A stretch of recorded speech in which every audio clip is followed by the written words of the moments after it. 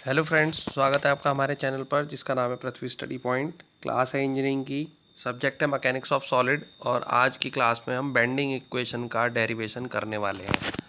ये मॉस में बहुत ही इंपॉर्टेंट डेरिवेशन है जो आपने देखा भी होगा। बहुत सारी बुक्स में डिफरेंट डिफरेंट तरीके से इसको कर रखा है। ठीक है, तो हमने जो है इसके लिए एक सिंपल से नोट्स तैयार किए हैं, तो मैं इसको एक्सप्लेन करूँगा। ठीक है, तो उम्मीद है आपको ये पसंद आएगा और जो भी आपके डाउट्स होंगे वो क्लियर हो जाएंगे। तो बेंडिंग इक्वेशन प्रूव करने से पहले आपको पता है इसमें कुछ एजम्पशंस हैं, जो कुछ बातें हमने मानी गई हैं। ठीक है, तो वो हमें डेरिवेशन में लिखनी होती है, चाहे वो वहाँ पे पूछे या ना पूछे। तो जैसे पहला है कि the material is homogeneous and isotropic, that it has the same value of young modulus is in tension and compression. जब बीम जो है वो चाहे वो टेंशन में हो या उस टाइम कंप्रेशन में हो, तो उस टाइम पे जो उसका यंग मॉडुलस है उसकी वैल्यू सेम ही हमें लेनी है। ठीक है, दूसरा है जो स्ट्रेस जनरेट होंगी वो इलास्टिक लिमिट के अंदर होनी चाहिए, मतलब वो हुक्स के नियम को फॉलो करेंगी। नेक्स्ट है plane section remains plane even after deformation. Deformation होने के बाद जो आपका प्लेन सेक्शन है वो प्लेन ही रहता है। ठीक है, मतलब जो स्ट्रेस जनरेट होंगी जो वो परपेंडिकुलर होंगी एक्सिस के। उसके बाद the beam is initially straight and every layer is free to expand और कॉन्ट्रैक्ट। बीम जो है वो बहुत सारी लेयर से मिलकर बनी है और सारी लेयर जो है वो एक्सपेंड मतलब फैल सकती हैं और सिकुड़ सकती हैं। ठीक है, एक्सपेंड और कॉन्ट्रैक्ट। और दूसरी चीज़ लास्ट है, जो आपका रेडियस ऑफ कर्वेचर होगा बीम का वो बहुत बड़ा है एज़ कम्पेयर टू बीम के क्रॉस सेक्शन से। ठीक है, ये सारे एजम्पशन जो है आपको याद करने पड़ेंगे क्योंकि इनको लिखना बहुत ज़रूरी होता है। अब आते हैं हम अपने डेरिवेशन पे। ठीक है, ये देखिए आप इसको पहले इसका डायग्राम देख लीजिए। ये क्या किया हमने, एक बीम में एक पार्ट ले लिया है ए बी। ठीक है, जिसमें ई एफ को हमने न्यूट्रल लेयर मान लिया है और जी एच कोई एक और लेयर हमने ले ली है जिसको न्यूट्रल एक्सिस से या न्यूट्रल लेयर से वाई डिस्टेंस पर ये है। ठीक है, और जब इसकी बेंडिंग होगी तो बेंडिंग होने के बाद जो ए पॉइंट था वो ए डैश हो जाएगा, B point B dash, C dash, D dash, E dash, F dash, देख रहे हैं सब पे डैश लगा दिया गया है। ठीक है, उसके बाद यहाँ पे कुछ हमें साइन दिखाई दे रहे हैं जैसे थीटा। थीटा क्या है कि जो ये वाली लाइन हम ऊपर मिलाएंगे, ठीक है, तो ये जो इनके बीच में एंगल बनेगा उसको थीटा बोलते हैं, कि जो बीम की लेंथ ओ पे एंगल बना रही है। और न्यूट्रल लेयर से ओ पॉइंट तक की जो डिस्टेंस होती है उसे रेडियस ऑफ कर्वेचर कहते हैं। ठीक है, जिसे हम स्मॉल कैपिटल आर से डिनोट करते हैं। और इसमें हम मान लेते हैं कि इसमें सिग्मा लॉन्गिट्यूडनल स्ट्रेस जनरेट होगी। ठीक है, तो आगे बढ़ते हैं, अब डेरिवेशन स्टार्ट करते हैं बच्चों। अब आप देखिए इसमें कुछ चीज़ें पुरानी भी हैं, जैसे न्यूट्रल लेयर में हम जानते हैं कि न्यूट्रल लेयर क्या होती है, कि वो बेंडिंग होने के बाद मानते हैं कि एक ऐसी लेयर होती है जिस पे इस बेंडिंग का कोई फ़र्क नहीं पड़ता, मतलब ना तो वो सिकुड़ती है ना ही वो फैलती है। तो उस हिसाब से ई एफ और ई डैश एफ डैश को हम एक ही मान लेते हैं। ठीक है, क्योंकि ये न्यूट्रल लेयर है, इसका मतलब ये ना फैली है ना सिकुड़ी है, तो E F is neutral axis. उसके बाद हमने एक फॉर्मूला पढ़ रखा है, एंगल बराबर आर्क अपॉन रेडियस, कोण बराबर चाप बटे त्रिज्या। ठीक है, तो अब इसको डायग्राम में आपको बार बार मुझे ऊपर दिखाना पड़ेगा वरना समझ में नहीं आएगा। तो देखिए आपका ये आर्क है, ई डैश एफ डैश, एंगल है थीटा और यहाँ से लेके यहाँ तक की जो डिस्टेंस है वो है आर। उस हिसाब से थीटा बराबर आ गया E dash F dash upon R, cross multiply करेंगे तो ई डैश एफ डैश बराबर आ गया आर थीटा। ठीक है, उसके बाद आप फिर डायग्राम में देखिए ई एफ और जी एच भी बराबर है बेंडिंग से पहले, तो वही चीज़ मैंने यहाँ पे लिखी है, ई एफ जी एच बराबर है और ई dash F dash E F के बराबर है, तो इसलिए मैंने यहाँ पे ई डैश एफ डैश भी लिख लिया है। तो यानी कि ई एफ जी एच और ई डैश एफ एफ डैश सबकी वैल्यू हो गई है आर थीटा। ठीक है, इसी तरीके से फिर से हम ये वाला फॉर्मूला दोबारा लगाएंगे, एंगल बराबर आर्क अपॉन रेडियस। अब देखिए अब कौन से में लगा रहे हैं, इस बार आर्क ले रहे हैं हम जी डैश एच डैश। ठीक है, एंगल थीटा ही है, तो यहाँ से लेके यहाँ तक आपकी जो रेडियस है वो कितनी हो जाएगी बच्चों, आर प्लस वाई हो जाएगी। ठीक है, यहाँ से ओ से लेके और इस जी डैश एच डैश तक। ठीक है, आर प्लस वाई, ये चीज़ आपको यहाँ मिलेगी देखने में। ये देखिए थीटा बराबर G dash H dash upon R plus Y, angle बराबर आर्क अपॉन रेडियस, फिर क्रॉस मल्टीप्लाई कर ली तो ये जी डैश एच डैश की वैल्यू आ गई। इसे इक्वेशन नंबर 2 मान लेंगे।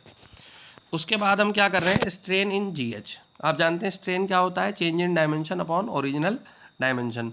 तो आपको पता है कि जो चेंज हो रहा है, जो GH लेयर है वो पहले कैसी थी, फिर से दिखाते हैं, वो पहले ऐसी थी और बाद में वो बैंड हो गई, G' H' हो गई।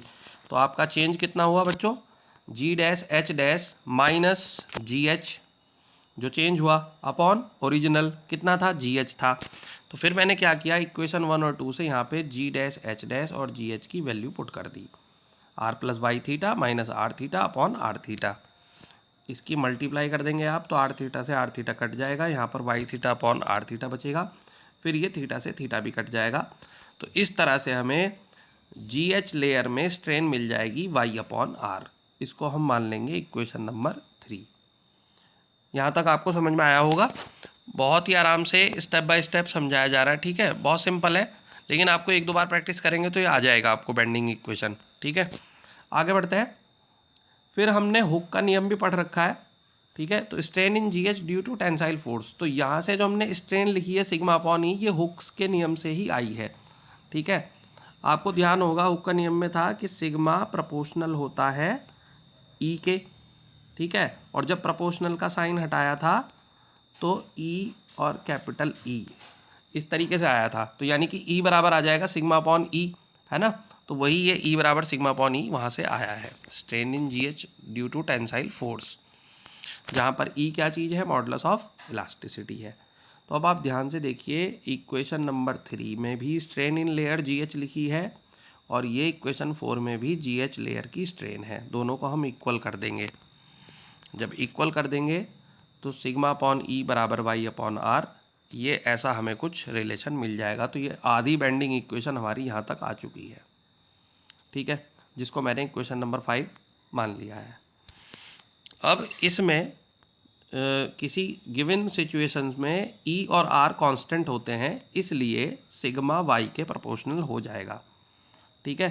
तो ये न्यूमेरिकल में काम आ जाती है चीज़, इस वजह से यहाँ बीच में बता दी गई है कि जो stress is proportional to the distance from the neutral axis, यानी कि आप न्यूट्रल एक्सिस से जितना बाहर की तरफ चलेंगे आपकी स्ट्रेस जो है बढ़ती चली जाएगी, और न्यूट्रल एक्सिस पे जो स्ट्रेस होती है वो शून्य होती है, जीरो होती है, ठीक है। तो बाहर की तरफ निकलने पे वो बढ़ती रहती है, या ऐसे कह लीजिए कि अगर जितना वाई की वैल्यू कम होगी उतना ही स्ट्रेस कम होगा, मतलब जितना आप न्यूट्रल एक्सिस के पास आएंगे स्ट्रेस की वैल्यू कम होती चली जाएगी, ठीक है। अब बेंडिंग इक्वेशन का दूसरा पार्ट प्रूव करने की तरफ बढ़ते हैं। उसमें हमने क्या किया, ये बीम ले लिए, ठीक है, इसमें एक एलिमेंट्री एरिया, एक छोटा सा एरिया मान लेते हैं डेल्टा ए, जो न्यूट्रल एक्सिस से वाई डिस्टेंस पर है, ठीक है। फिर हम क्या करेंगे, इक्वेशन नंबर 5 अभी हमने बनाई थी जो ऊपर, वहाँ से हम इस छोटे से एरिया पे लगने वाली स्ट्रेस निकाल लेंगे। कैसे निकाल लेंगे, यहाँ से आप देखिए वाई जो है इधर मल्टीप्लाई में चले जाएगा, तो E upon R into Y ऐसा कुछ मिलेगा। तो ये देखिए ये मिल गया है, तो सिग्मा बराबर E upon R into Y. ये क्या चीज़ निकाली है हमने, इस एलिमेंट पे स्ट्रेस निकाली है, ठीक है। अच्छा, अब हमने स्ट्रेस निकाल लिया, अब हम जानते हैं सिग्मा बराबर फोर्स अपॉन एरिया होता है, ये मैं लिख के बता दिखाता हूँ, सिग्मा बराबर एफ अपॉन ए, ये आप सभी बच्चों ने पढ़ रखा है। तो इस हिसाब से बच्चों फोर्स बराबर क्या आ जाएगा, सिग्मा इंटू ए, ये देखो इसकी से मल्टीप्लाई हो जाएगी, है ना। तो वही चीज़ यहाँ पे है कि force on this element sigma into delta A, क्योंकि हम अभी एलिमेंट की बात कर रहे हैं, और सिग्मा की वैल्यू ये रही E upon R Y delta A. तो आप समझना, पहले हमने क्या किया, इस एलिमेंट पे स्ट्रेस निकाल ली, फिर हमने क्या किया, इस एलिमेंट पे फोर्स निकाल लिया, फिर क्या होगा, ये जो फोर्स लग रहा है एलिमेंट पे ये बनाएगा मोमेंट न्यूट्रल, क्योंकि ये न्यूट्रल एक्सिस से वाइड परपेंडिकुलर डिस्टेंस पे है, ठीक है। तो ये कह रहे हैं कि moment of resistance of this elemental force about neutral axis, इस फोर्स का न्यूट्रल एक्सिस के अबाउट हम मोमेंट निकालेंगे तो होता है फोर्स इनटू डिस्टेंस। तो फोर्स तो बच्चों ये पूरा आ जाएगा, और डिस्टेंस कितनी है वाई, तो ये डिस्टेंस आ गई। फिर क्या होगा, वाई की वाई से मल्टीप्लाई हो जाएगी, तो Y square delta A E upon R, ऐसा हमें कुछ मिल जाएगा। ये जो मोमेंट ऑफ रेजिस्टेंस है ये उस छोटे से एरिया पे है, ठीक है। और आपको पता है कि मॉस में जब डेरिवेशन करते हैं तो हम मानते हैं कि जो ये पूरी बॉडी है ये ऐसे छोटे छोटे पार्ट से मिलके बनी है। तो हमने जो छोटे से एक पिंड पे या एलिमेंटल एरिया पे जो मोमेंट ऑफ रेजिस्टेंस निकाला है, अगर मैं इसका इंटीग्रेशन कर दूं तो ये पूरी बॉडी के रेजिस्टेंस को शो करेगा। तो ये total moment registered by the section M dash, और उसको हम मान लेते हैं थोड़ी देर के लिए एम डैश, ठीक है। और मैंने यहाँ पे इंटीग्रेशन का साइन लगा लिया है। ई अपॉन आर कॉन्स्टेंट है, बाहर चले जाएगा और अंदर वाई स्क्वायर डेल्टा ए बचेगा। आगे चलते हैं। अब बात आती है कि वाई स्क्वायर डेल्टा ए क्या है। आपने second moment of area of the section ये इसी चैप्टर में पढ़ रखा है, या मोमेंट ऑफ इनर्शिया भी कहते हैं, जहाँ पे एरिया की डिस्टेंस के स्क्वायर से मल्टीप्लाई करा देते हैं, ठीक है। तो यहाँ पे मैं फिर एक बात ऐड करूँगा, ये एरिया की डिस्टेंस के स्क्वायर से मल्टीप्लाई करी तो इस सेक्शन का, इस एलिमेंटल एरिया का मोमेंट ऑफ इनर्शिया आ गया। लेकिन उसके साथ अगर इंटीग्रेशन का साइन लगा हुआ है, ये देखिए इंटीग्रेशन का साइन लगा हुआ है, तो ये पूरी बॉडी के मोमेंट ऑफ इनर्शिया को शो करेगा अबाउट न्यूट्रल एक्सिस, ठीक है। तो ये हमने इसको मान लिया है, और ये किसके बराबर मान लिया है, आई के बराबर। उस हिसाब से इसकी जगह आई लिखा जाएगा, तो एम डैश बराबर आ जाएगा बच्चों ई अपॉन आर इंटू आई, ठीक। अब इसमें फिर एक रूल आ रहा है। रूल क्या है कि इसमें बहुत सारी छोटी छोटी चीज़ें हैं कि जो पता होनी चाहिए।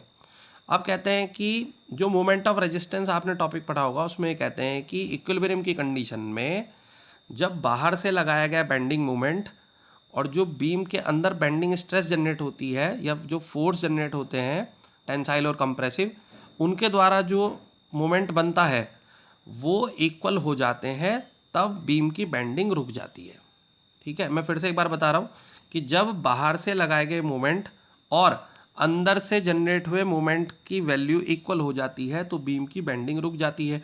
और ये जो बीम के अंदर से जो मोमेंट जनरेट होता है उसको हम मोमेंट ऑफ रेजिस्टेंस या रेजिस्टिंग मोमेंट कहते हैं, ठीक है।